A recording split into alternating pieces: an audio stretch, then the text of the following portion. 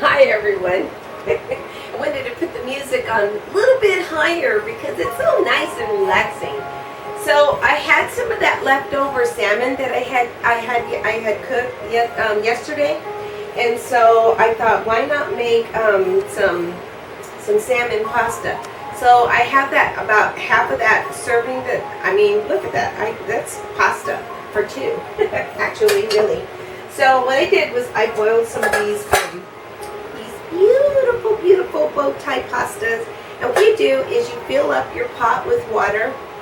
You put some sea salt in it, bring it to a boil, and you just put in like about, I'd say that's about a good cup, a little bit more depending on how much pasta you want.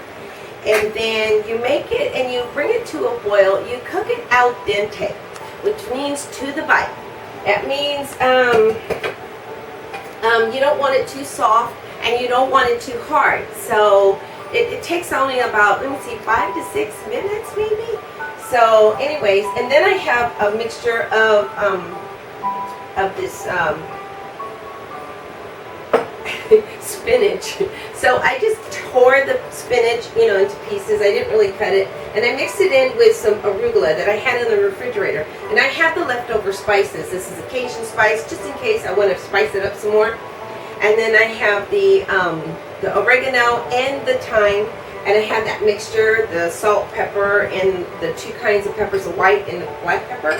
And then I have some more capers and some shredded Parmesan.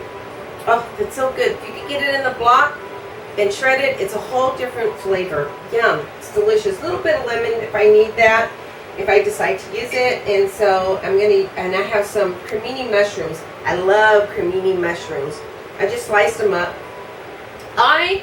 They say not to wash them, but I wash mine. The reason why, because if I'm not certain where, I try to shop locally with, and you use a towel, a wet towel, but you know what?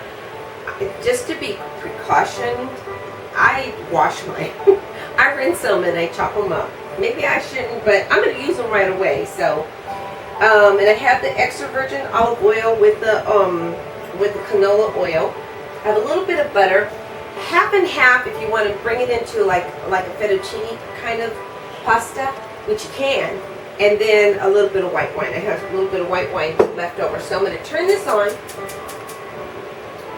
and go ahead and it's just a regular saute pan. I'm going to put I'm going to bring it to a hot, and then you just want to go ahead and put, I had to cool this thing down because this thing was on fire. Yeah, I kind of I turned it on too soon, so, but anyways. So I just put just a little bit. And of course you want to bring the pan to a hot level. And I smoked up my kitchen, and I don't want to do that. I don't feel like smoking it up right now. So. Okay, so that's about, got a little liquid in there, so it's kind of, sizzling. Ah! Don't do that. So, okay, so I'm going to put my mushrooms in there.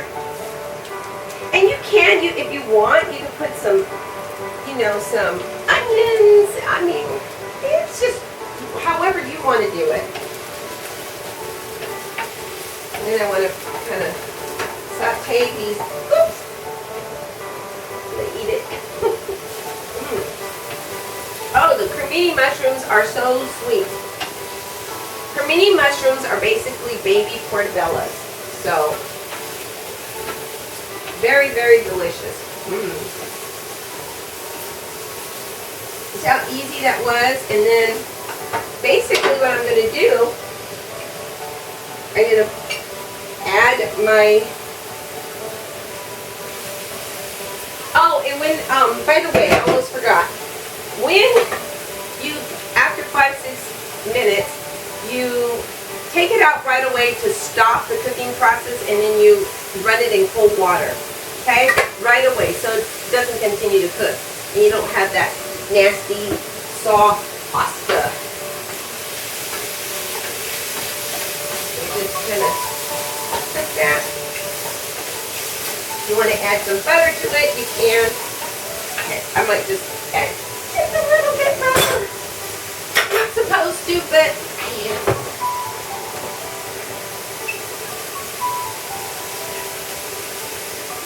Just a little bit.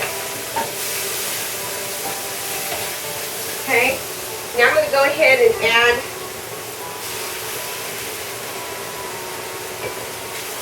and normally I would put the pasta in there next. But basically I'm just heating up this stuff because it's already cooked. Everything's already cooked. So if you have like leftovers, this is like the best thing to do. And then I'm going to put in my capers. Okay. Then I'm going to add my wine. Oh yeah. Add some wine in there. I'm going to put my seasoning in there, and this is dry. You could use fresh is better. I always think fresh is better. So I think I'm going to go ahead and put, just because it's Cajun, you can smell the wine. If you want to break off the wine, you can add more butter. But so much omega fats are in the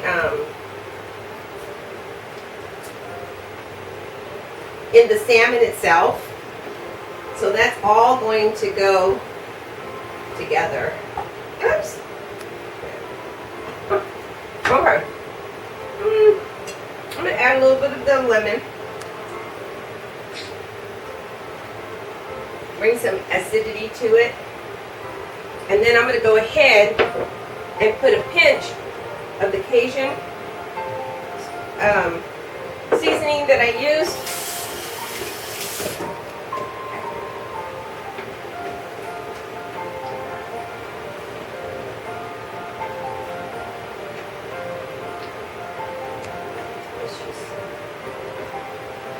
I said delicious.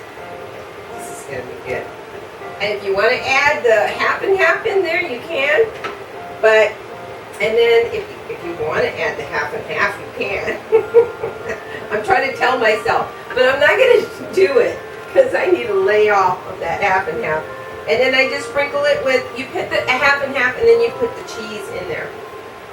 Yeah. And there you have it. Nice pasta. I'm going to show it to you. Nice pasta. Look at that. And you have your pasta with your blackened salmon. Call it whatever you want. This is delicious. And then serve that with a glass of wine. Oh yeah. Yummy. So, there you have it.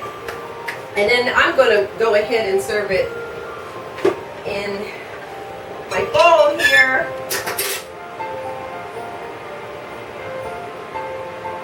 See, that makes 2 servings.